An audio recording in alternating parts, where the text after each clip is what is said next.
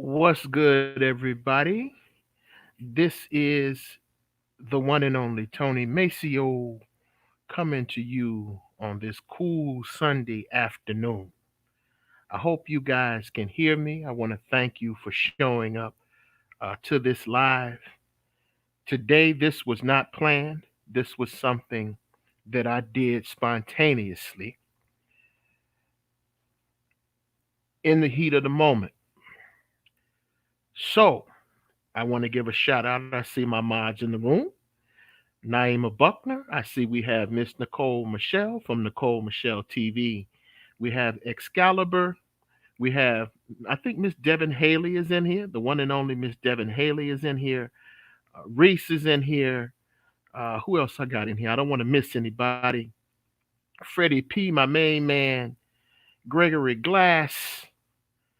Again, Naima Buckner. Thank you guys for joining me today. I'm sorry. That's right. That's right. Happy Mother's Day to all the mamas in the house. Regardless of whether you're single or you're married, Maceo sends a shout out and sends peace, blessings, and love to all of the mothers in the house. So I'm glad I got that out of the way. And once again, Miss Buckner is on the case with my links to my Cash App, my PayPal, and my Patreon. All right. So let's get right on down to it because I don't have a whole lot of fancy intros. I haven't come up with many catchphrases yet. I generally, or catchphrases as it comes to openings, I generally just speak from the heart, speak the truth as I see it, call it as I see it, and let the chips fall where they may. All right. So let's get down to it. Now, unless you guys have been under a rock, you guys have all heard of the shooting in Glenn County, Georgia, of Mr. Ahmaud Arbery. Now, we're going to use him as a case study for this afternoon's chat, but the name could be just as well Trayvon Martin. It could be Eric Garner.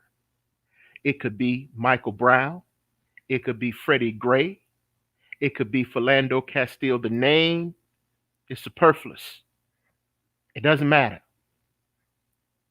But as a case study, we're going to use today's or use the current events for today.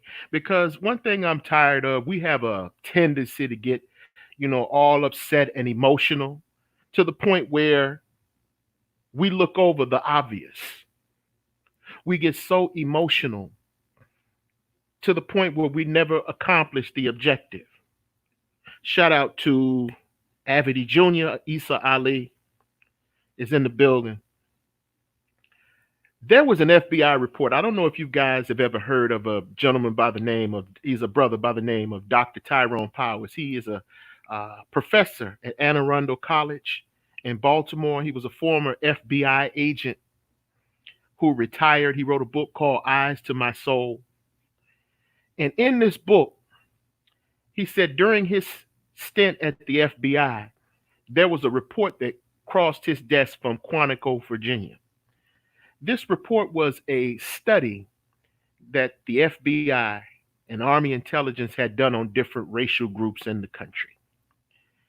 And what this study concluded, it said that when it came to black people, it said that black people we're emotional. It says we're not an analytical people, or it stated that we were not an analytical people, we were an emotional people. And so what the report said, in essence, is this is how you deal with niggas. It said, one, do not attempt to prevent their marches. Do not attempt to prevent their protests, because their movements will come to no logical conclusion. That is a report that Powers talks about in his book, Eyes to My Soul. It was written over 20 years ago. And when you look at how we react to instances like this, unfortunately, the FBI or the authors of that study are absolutely correct. So let's see if we can get to a little bit of logic before we jump off the deep end here. Everyone has seen the video. Of course, it's heinous. Of course, it's horrible. But you have to get out of your feelings now. And I know that's a little difficult for us to do, but you have to get out of your feelings now. And let's deal with reality as it is. Mr. Arbery is gone. Now that Mr. Arbery is gone, I hate to be cold to say this, but his troubles are over. The troubles for his family are just now beginning. I was rapping about this earlier. I was cracking jokes. Well, I wasn't cracking jokes. I was chopping it up earlier with the one and only Fat Mac from Mac City. He's a hilarious dude, and to hear his take on it is quite interesting, to say the least. But I thought I would just give a basic, fundamental strategy, because this channel is power and strategy. How to convict a white person for killing a black man in America. So, without further ado, let's get started, shall we? All right. So, first of all, you have to keep in mind some people say, well, it's not a matter of race. And I understand what they're saying, but I disagree. And I disagree from the aspect that anything you do in America as a black person, race will be configured into the discussion. Now, that doesn't mean race baiting for race sake. That doesn't mean that every single thing, every single transaction or injustice that happens to you is race related. But race does color how people see certain things you do in this society. It does color it. It does have an effect. Is it the determining effect? Sometimes no, sometimes yes, but it's always on the table. So instead of saying that this was just listening to the pro blacks and listening to the conscious of the so-called woke community, I'm not talking about your color from that angle. I'm talking about a real world, a real down to earth, real world scenario and how America works when it looks at black people. In America, let's keep it 100, the face of crime wears a black face in America.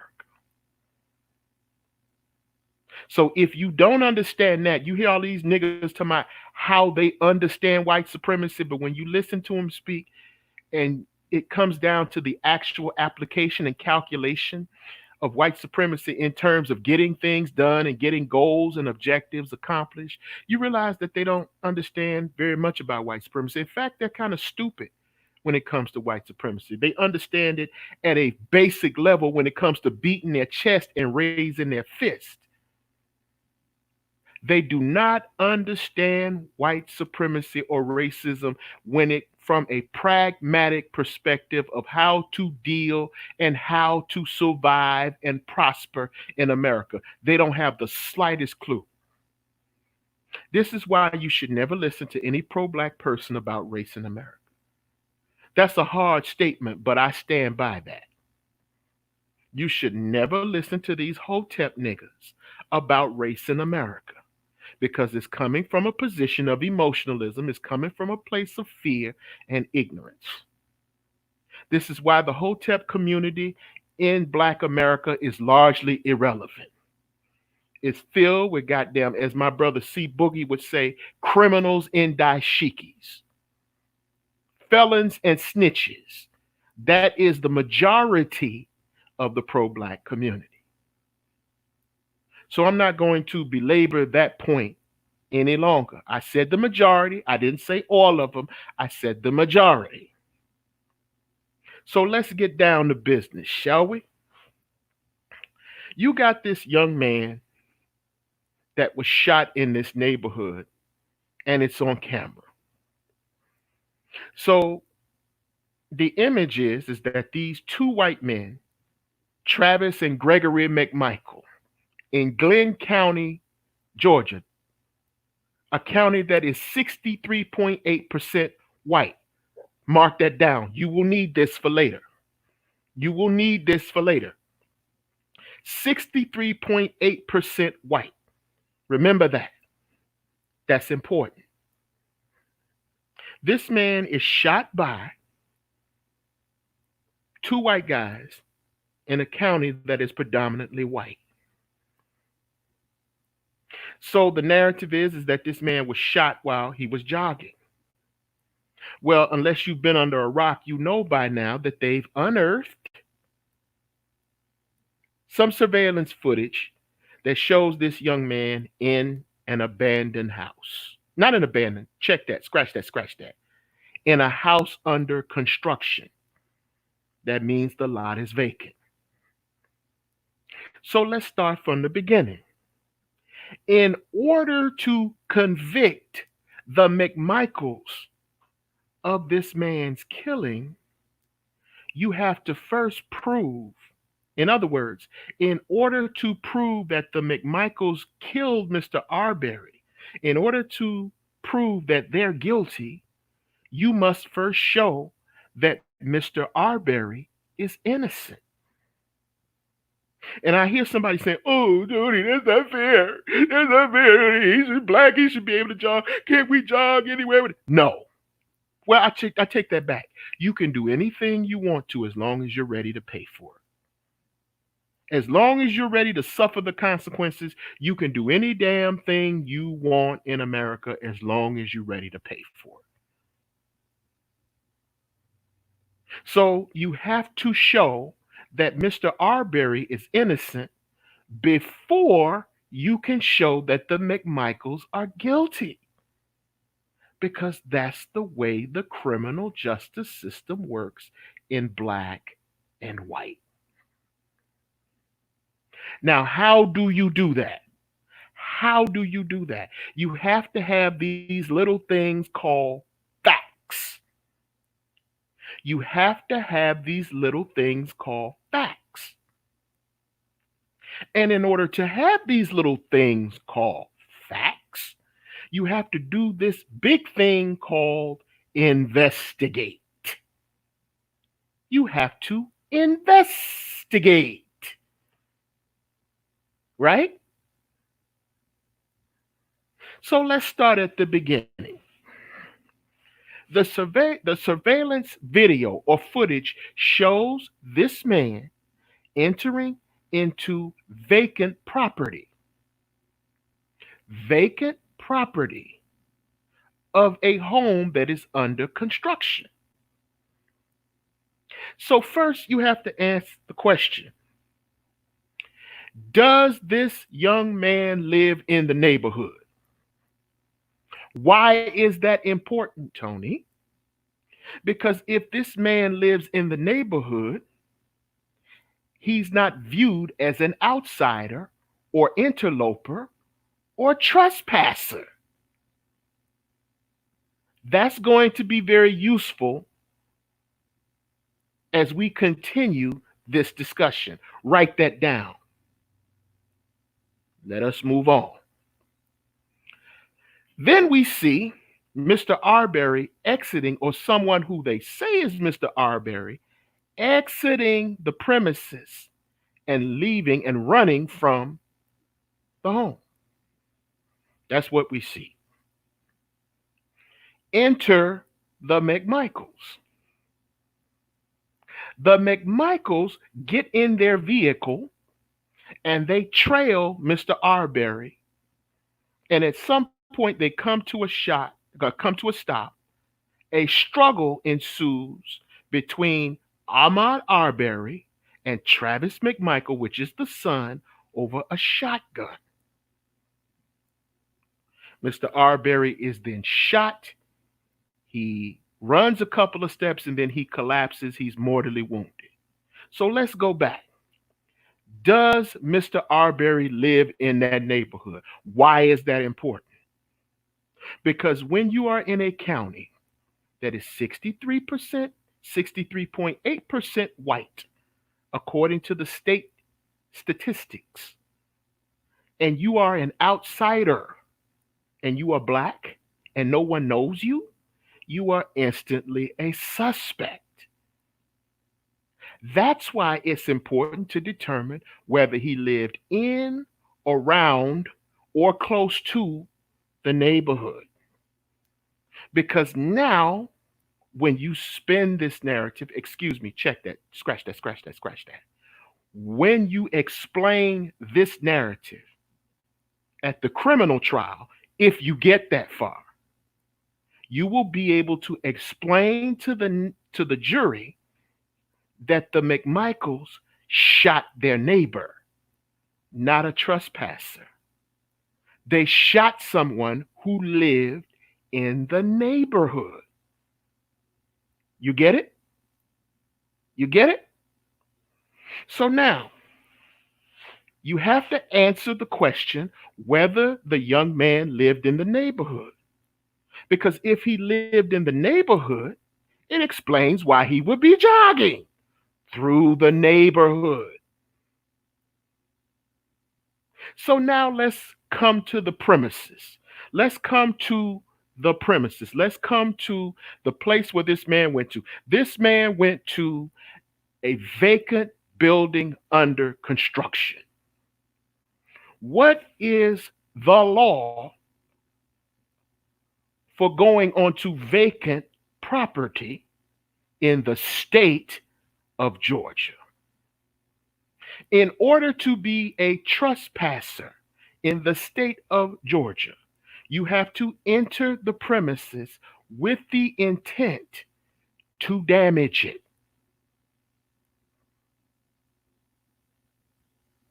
It is the unlawful entry onto the premises of another person for the specific intent or purpose of damaging the property. Or, or, or you're going to the property and you are asked to leave, or you enter the premises without the consent of the property owner.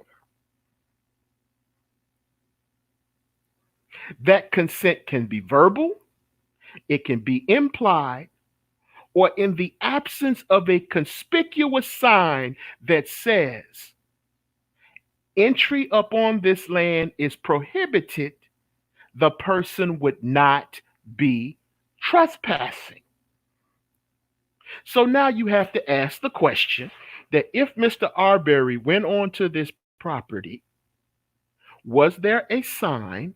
The McMichaels didn't have any power to remove the man from that premises. Why? Because they didn't live there. It wasn't their property that he was on. So they cannot give or withdraw consent. Does everybody understand that? They cannot give or withdraw consent. So the question becomes, was there a sign there strictly prohibiting entry onto this vacant land under construction by the property owner? If the sign was not there, if the sign was not there, then he cannot be convicted of trespassing because there's no one to remove the consent for him being on that property. That's the law in the state of Georgia.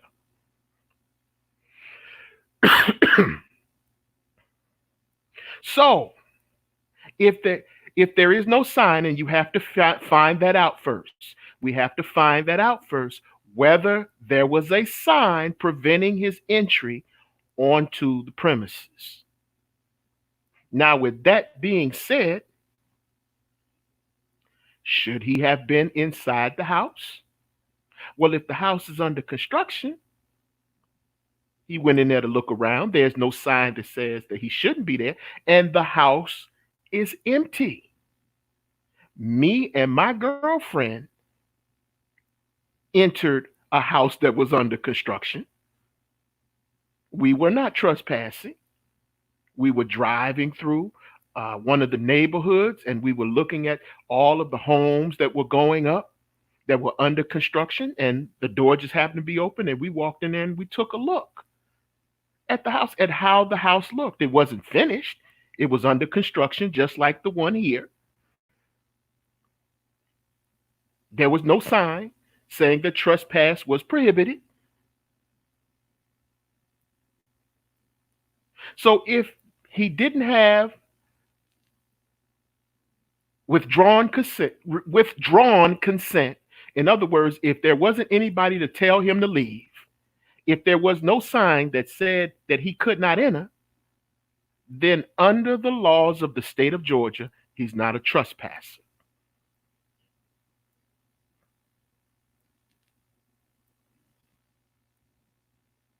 So,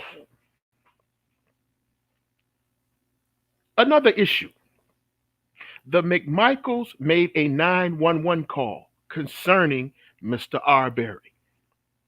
The narrative is that they've had instances of break-ins in the neighborhood. This is why it's important to know whether or not he lived in, around, or close to the neighborhood. The second thing that must be determined here is, are there police reports for this break-in? And are there descriptions of suspects from these break-ins? Do any of these descriptions, if they exist, if the reports are there, do any of those descriptions of prior break-ins describe or come close to Ahmaud Arbery? If those reports, if the description in those reports do not match Mr. Arbery, then McMichael would have no reason to pursue Mr. Arbery.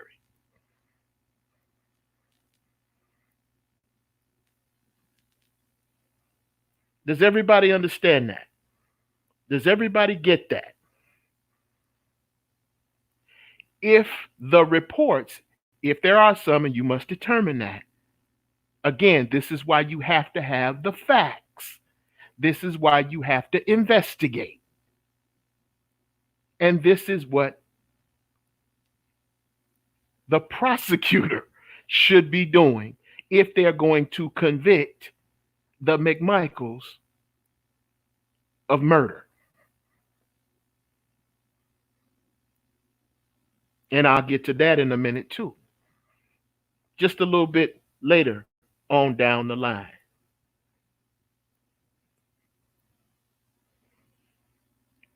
So now, let's deal with this citizens arrest law in Georgia that I heard Brandon Tatum talk about, that I heard or I've read that Candace Owens talked about, that I heard, I'm not going to call him names, that I've heard Anthony Brian Logan talk about. Let's deal with this citizens arrest law in the state of Georgia. In the state of Georgia, you can only execute a citizen's arrest if you witness a criminal act. If you witness a criminal act, more specifically, a felony, If you witness a criminal act, or more specifically, a felony, then at that point, you can execute a civil arrest in the state of Georgia. So now the question becomes, what criminal act did Travis and Gregory McMichael observe? When Mr. Arbery, when his body was picked up, there was no physical property or anything from the property in question recovered from his body.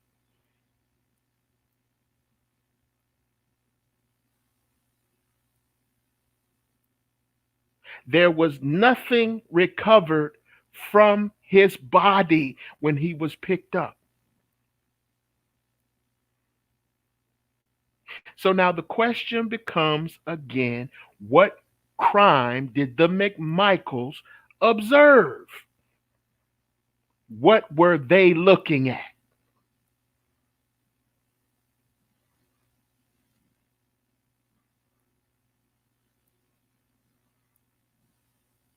So if there is no crime, if they did not witness a criminal act, they have no right to execute a citizen's arrest.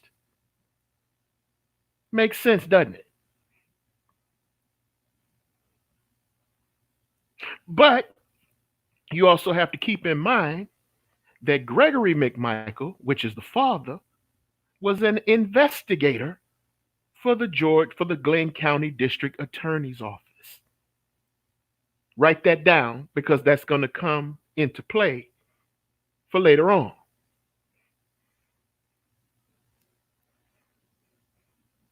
So now,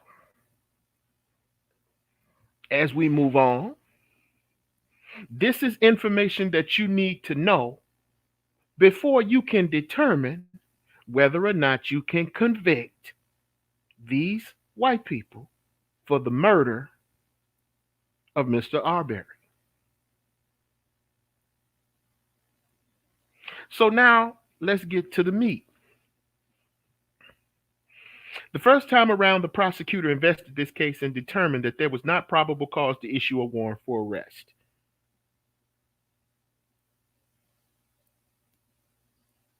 And he probably made that determination because of his relationship with Mr. McMichael.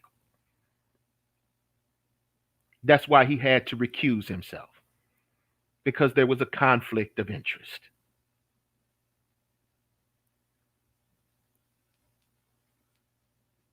So now let's deal with the nuts and bolts of this case. You got these two white guys in jail in a county that is 63.8% black. What do you think the jury pool is going to look like? Who do you think is going to be on that damn grand jury? To ask the question is to answer it. And I can answer that question confidently because I know us. When that summons come for jury duty, niggas run from that. When you get that summons telling you to appear for jury duty, you run like a nigga from a lynching.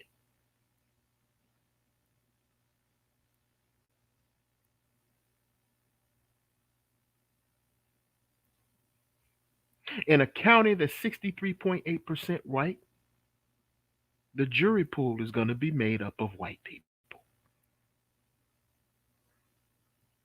So now let us come to the illogicality of white people, something you niggas claim to understand, something you pro-black niggas claim to understand, but you don't have a clue about.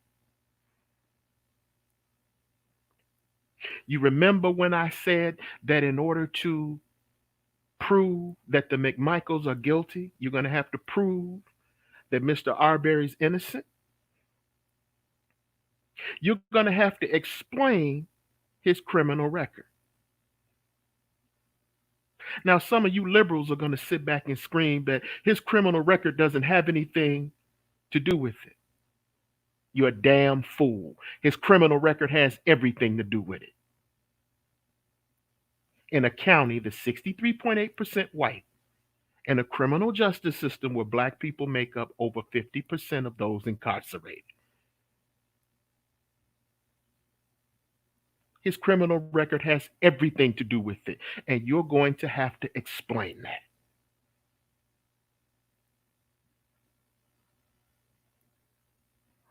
Well, explain why is it that when they picked him up, picked his dead body up off the streets, why he didn't have any stolen property in his pocket? Simple. Because just like my brother Big Mike said, nigga, you didn't pilfer anything that day. It didn't mean you didn't steal anything. You just didn't steal anything that day. Now, I laughed when he said that. And the reason I laughed when he said that is because I know that that's how that those white people on the grand jury are going to say. That's how they're going to think. That's what they're going to say. They're going to say he simply didn't steal anything that day.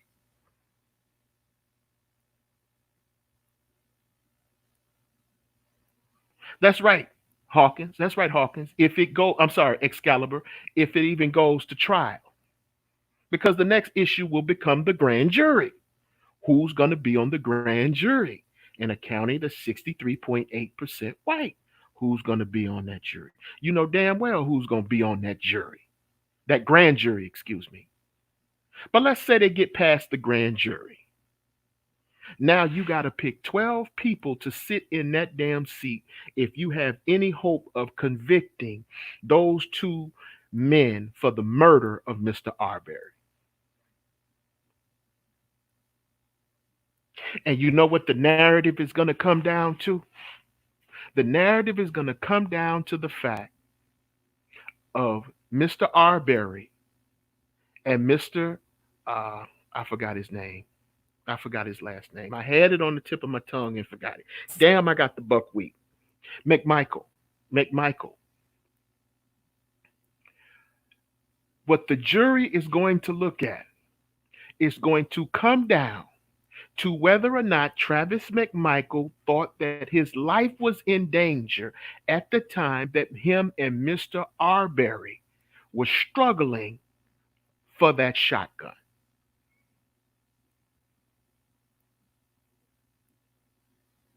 That's what the jury's going to concentrate on.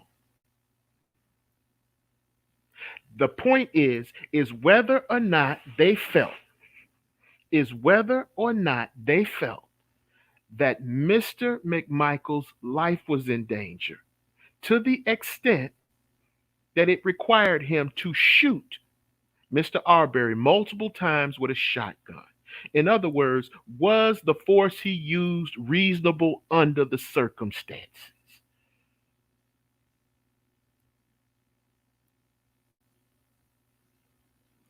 That's going to have to be explained.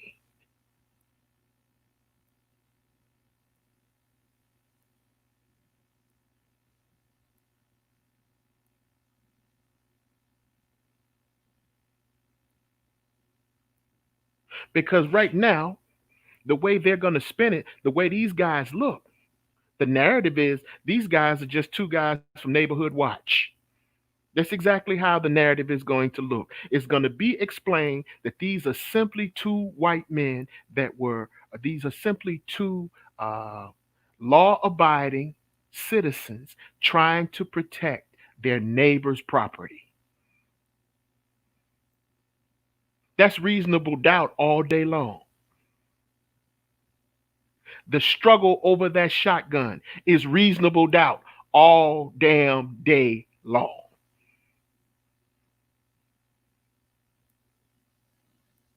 That's enough for an acquittal because the prosecutor needs a unanimous verdict, meaning he needs all 12 people in order to convict the McMichaels for the murder or the shooting, because they haven't been convicted yet, to convict them of the shooting of Mr. Arbery.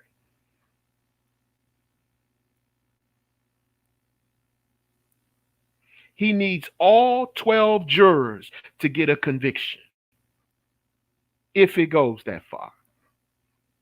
The defense attorney only needs one. If the defense attorney is able to convince one person on that jury that Mr. Arbery was out of place being in that neighborhood, that due to his criminal record, which they didn't know at the time, but it doesn't matter. Hey, because this is about emotion. This is about emotion. This is about a narrative. When it comes down to trials, trials are about narratives. Narratives are used to elicit emotion. So, what kind of emotion is necessary to convict Gregory and Travis McMichael? Anger,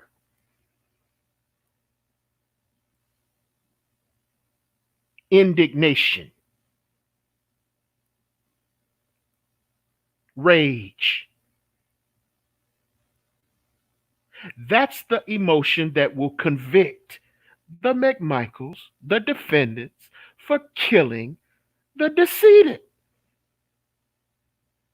You can't elicit outrage or anger for killing a damn stranger in a neighborhood where there has been a rash of burglaries or break-ins reported. People don't have any sympathy. Motherfuckers don't have any sympathy for thieves. They don't have any sympathy for criminals.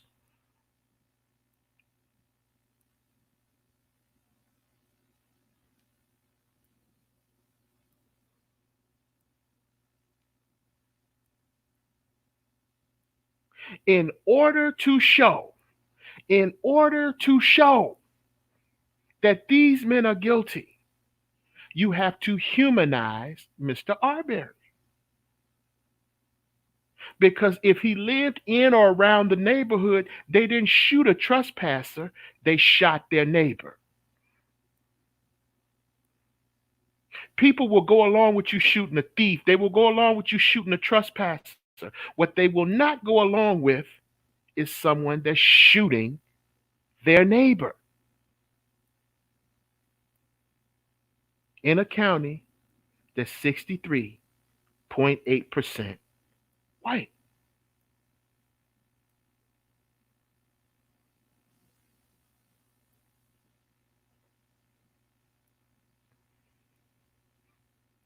You also have to explain why Mr. Arbery went into a life or death struggle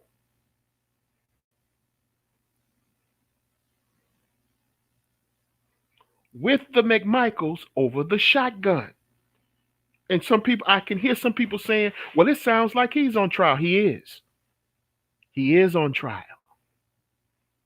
He's on trial for his life. And he's already dead. Because in order to convict them, you have to deal with what they were thinking at the time when they pulled the trigger and shot this man 3 times in the streets. Nobody gives a damn about what he's feeling. He's dead. Nobody gives a shit about what Ahmaud Arbery felt when the slugs went into his body. Nobody gives a fuck. He's dead. He's gone. The question is what was the mind state? What was the intent? What was the mens rea, which means mind state or mentality,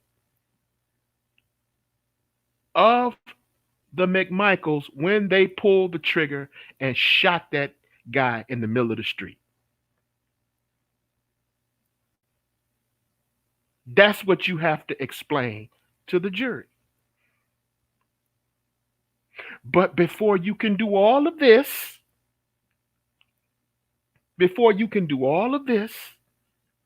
you got to get the facts. And in order to get the facts, you have to investigate.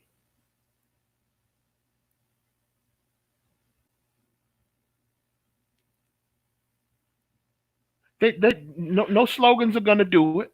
That Black Lives Matter shit ain't flying here anymore. People are tired of that. I'm gonna tell you guys something. Marching gets on people's nerves.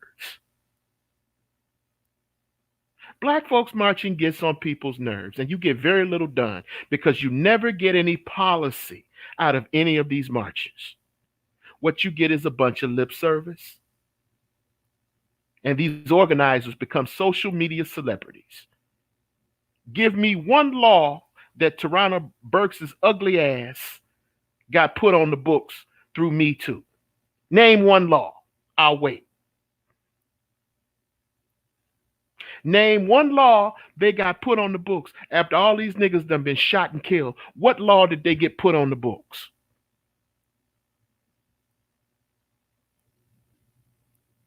Not one. There's not one law on the books. After all these damn marches, you don't have any policy to punish anybody for anything, ever. What do you have after all of this? You don't have a damn thing after all this marching. Not one thing.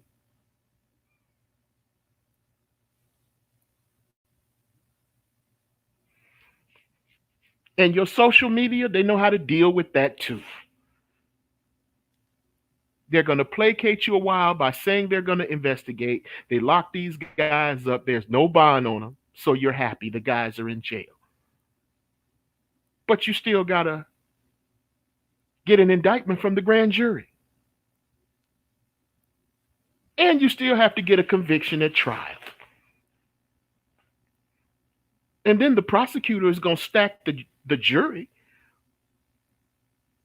with the same people that come from the neighborhood of Gregory and Travis McMichael.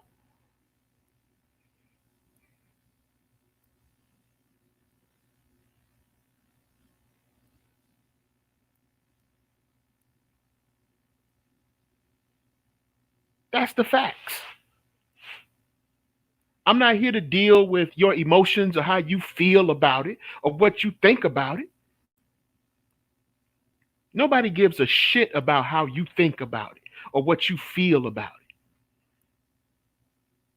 The question is what are you going to do about it?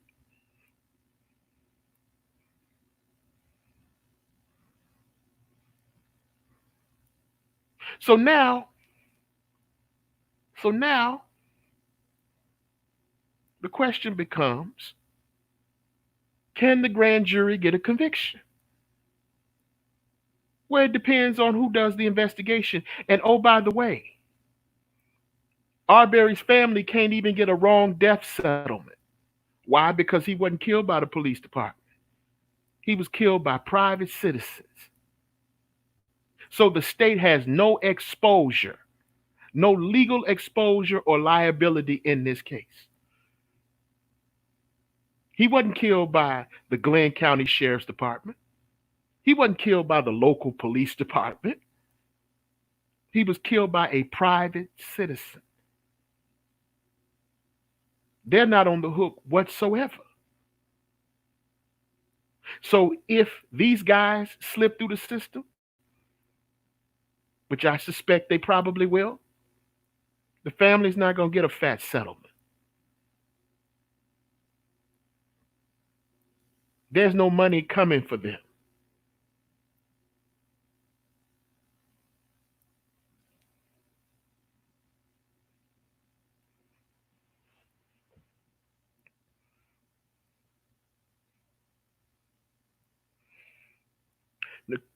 Miss Nicole Michelle says, what is this?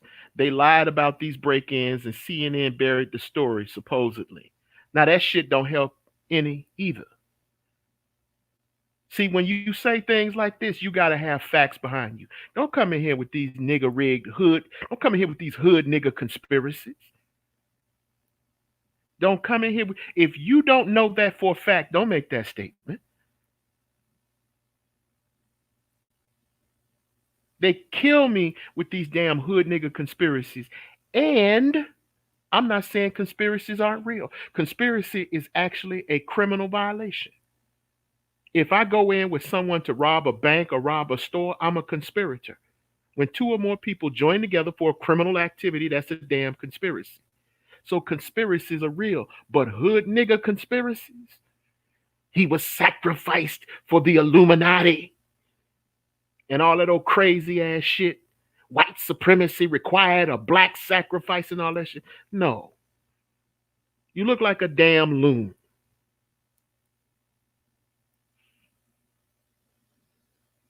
You sound like a loon. That's why nobody listens to the pro black community. Nobody listens to the pro black community. Nobody gives a damn about what they think. They are the most ineffective sector of the black community around. And there's a reason for that too. True here says street justice better, my man. Who gonna give street justice? Who? Who gonna do that? Said pay you and you'll go get these dudes. You gonna be a broke motherfucker if you ain't no niggas to pay you to go get anybody.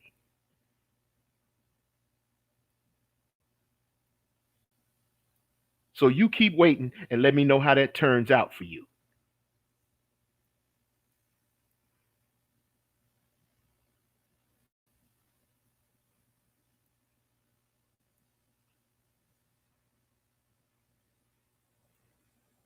So no, there is no street justice. If you're going to convict these guys, you're gonna have to get them in the court of law because nobody's going out there to get these guys. Nobody did anything to Darren Wilson. Nobody did anything. Hell, old age is going to get what's that man's name? Zimmerman. Old age is gonna get you before niggas will. Cancer will get you before niggas will. Social Security will get you before niggas will. Muscular dystrophy and Jerry Lewis will get you before niggas will.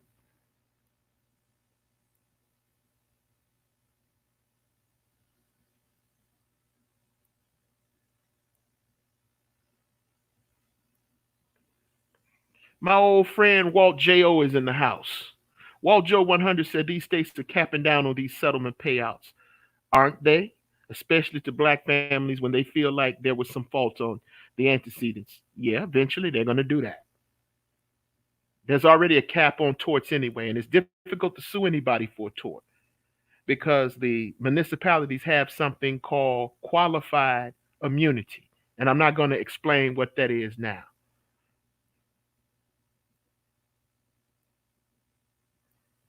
But this is how you convict a white person of killing a black person. This is how you do it.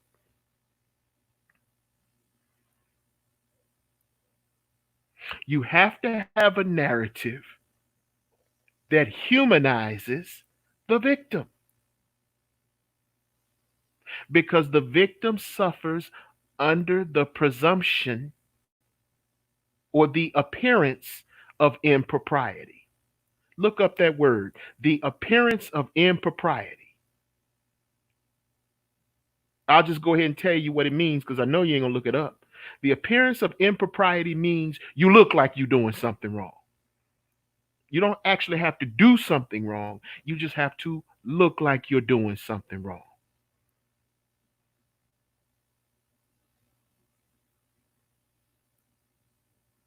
The appearance of impropriety is what black men labor under from the very first breaths that they draw in this life. Your very first breath, you are cursed in this society with the appearance of impropriety.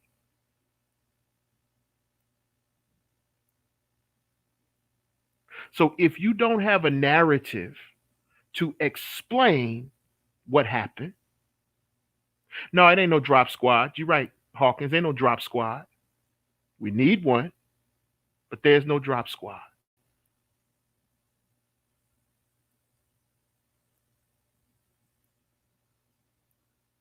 So if you're not prepared to explain what that guy was doing in that neighborhood and why he was there, if you're not prepared to explain his criminal record, if you're not ready to explain the reason he got into, Tony, do we have to? Yes, you have to. You absolutely have to. You know why? Because those people sitting in that jury box, they're gonna want to know why. You expect them to be logical.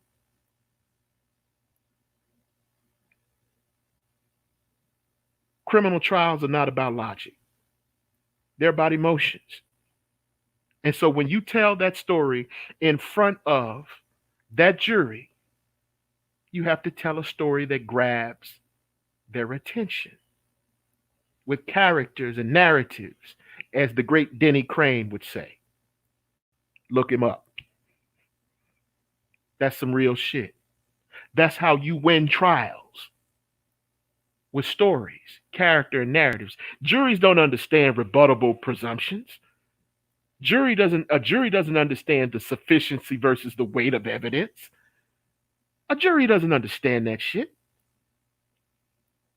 Tell me a story. That's what they do understand.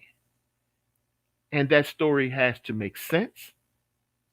And you have to be able to explain the rough areas in the story. That's how you convict a white person of killing a black man in America.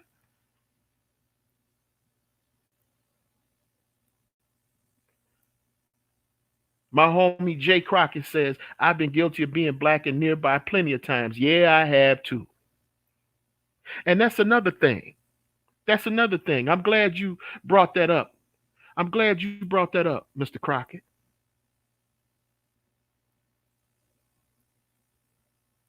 When you're at the butt of a shotgun,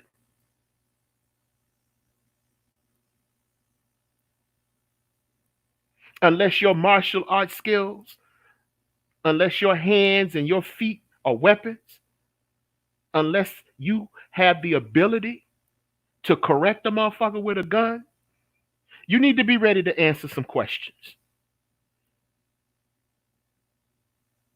If you don't have hands like that, you need to be ready to answer some questions.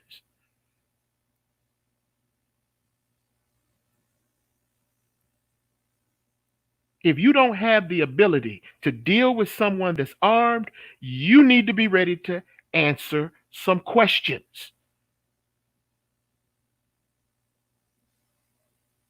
You get busted out there and think that that's the time to get on a goddamn step ladder and become a soapbox orator. No, you just found a new way to get killed.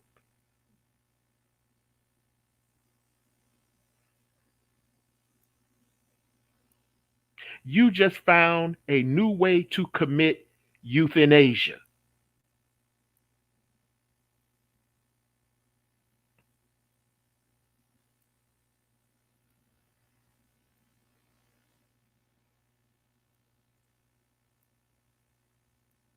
You think that the time is right for you to protest your rights. You sitting up here talking about protesting your rights.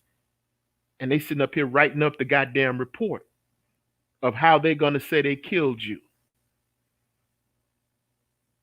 You dead and don't even know it yet.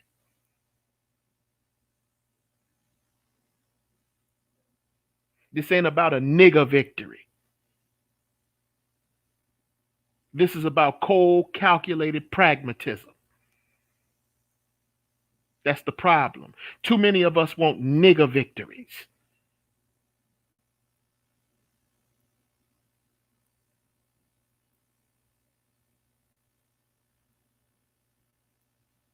You always have an explanation for what's going on when you live in a place that's 63.8% white. Did I mention that? Did I mention that?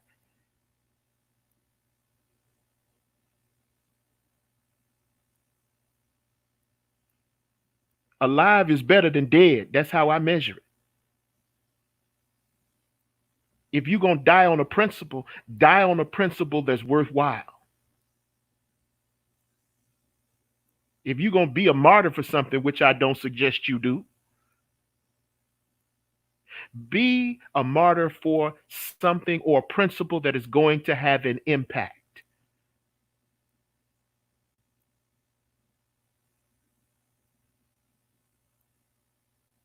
This boy is going to become a hashtag, and that's it. A hashtag, a social media creation, a hashtag, and that's it.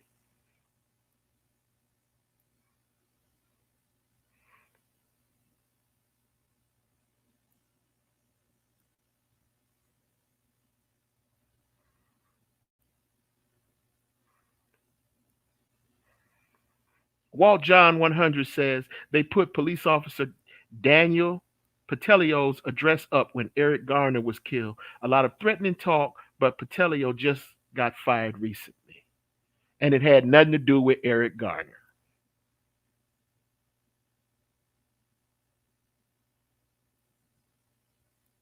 You just proved my point.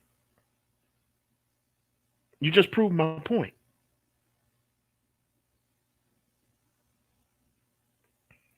Renaissance Man said, do you think there will be a special prosecutor? Probably will, but it doesn't mean anything. Because ultimately, the trial, the fate of those two suspects are not in the hands of the prosecutor, they're in the hands of a jury, if it gets that far. Either a grand jury or criminal jury.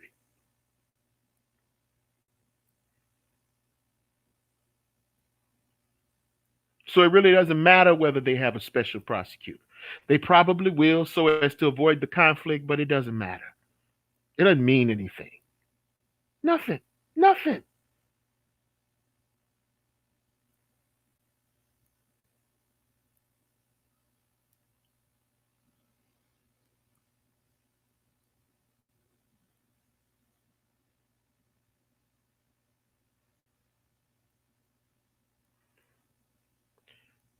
W. Hawkins said, Tony, CNN just reported that the Georgia attorney, CNN just reported Georgia attorney, AG, Attorney General, requested the DOJ to take over. The DOJ to take over. I'm sorry. Okay, for what? The DOJ can take over, but the DOJ can't get convictions. The DOJ can prosecute the case, but it's the jury that hands down the conviction, not the DOJ, not the DOJ. See, this is a playbook here. Y'all ain't spotted that yet. This is a playbook. This is where they come in, they go through all of these machinations, and they have all of these investigations. They launch all of these inquiries. Internal affairs comes in. They say that the department is too corrupt, so to have the appearance of objectivity or impartiality, they have the DOJ to come in. The FBI comes in and tells you some shit they already know, but they're not going to do anything about.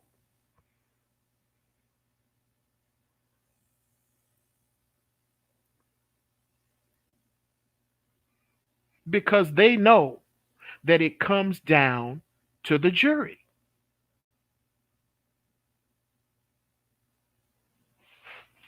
It comes down to the jury. It doesn't come down to the DOJ. It doesn't come down to the Attorney General. The DOJ and the Attorney General can't fire anybody in this case. They're private citizens. The people that shot Arbery are private citizens. They're not police officers.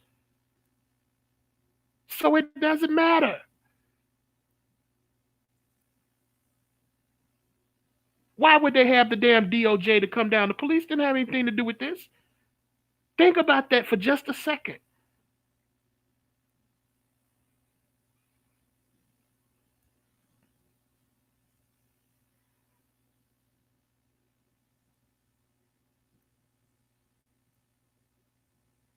I'm done here. Unless anybody has any questions, I'm about to get out of here. I'm probably going to put this, no, scratch that. I'm going to put this in my Patreon because my subscribers need to have new content from me.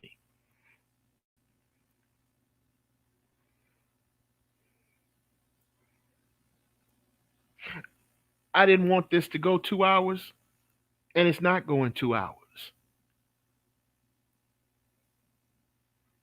This was just a bare bones tutorial on how to convict a white person of killing a black man in America.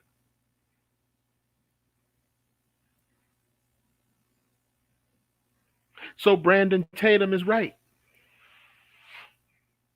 Candace Owens is right. ABL is right. You have to get all the facts. Now, of course, they come in co signing and signifying for the defendants, low key, before they have all the facts. They come in supplying a rationalization. But that's good because that's the exact same perspective that those 12 jurors are going to take. That's exactly what they're going to say. When those guys, if those guys go up, if they're prosecuted, if they're indicted for killing Mr. Arbery, the first thing they're going to come with is the citizen's arrest law.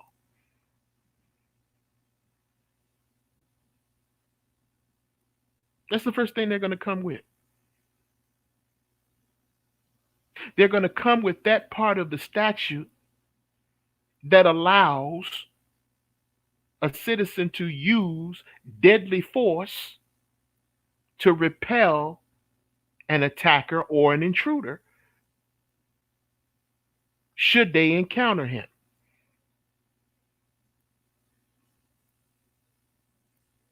So really what Candace Owens,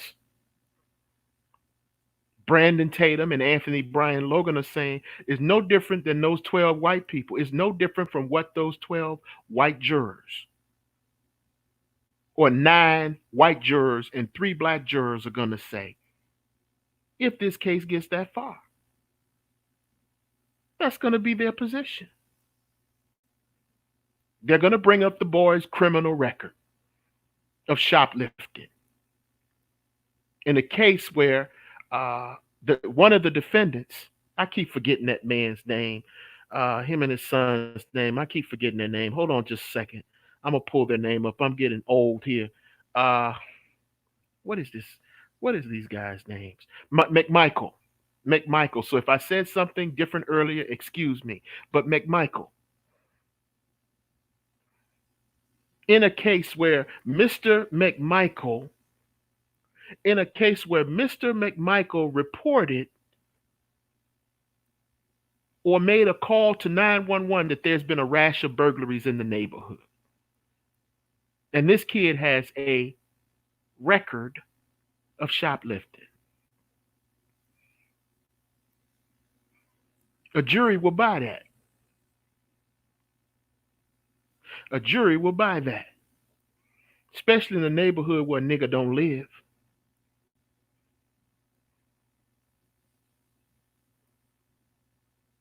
Especially going into a house under construction that's vacant. Because in their mind, the first thing they're going to say is that he could be in there ripping out the plumbing or the copper, the pipes. He could be in there committing the great copper caper. I think that's the 3rd or 4th episode of Sanford and Son. Tune into that and you'll know what I'm talking about.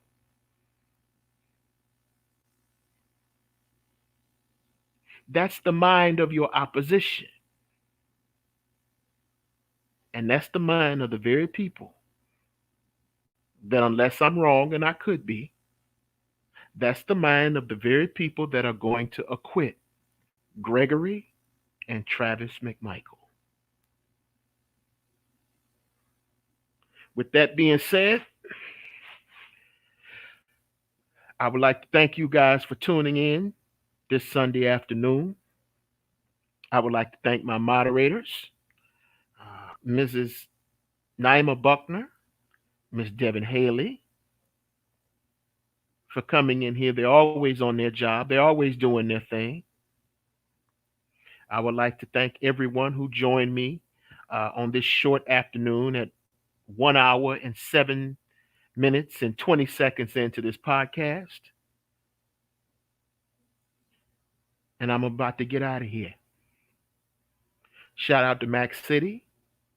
Shout out to Inner Beauty TV. Shout out to O'Shea Duke Jackson of the Negro Manosphere. Shout out to C Boogie Productions. Shout out to Gabe and Frank over at Ultimate Black Male Radio. Shout out to the Black Brain Trust. Shout out to Gab Talk Media.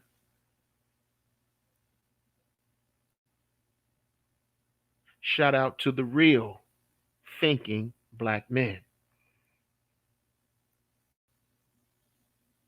So I'm about to get out of here. And as always, I wish you love, peace, and soul.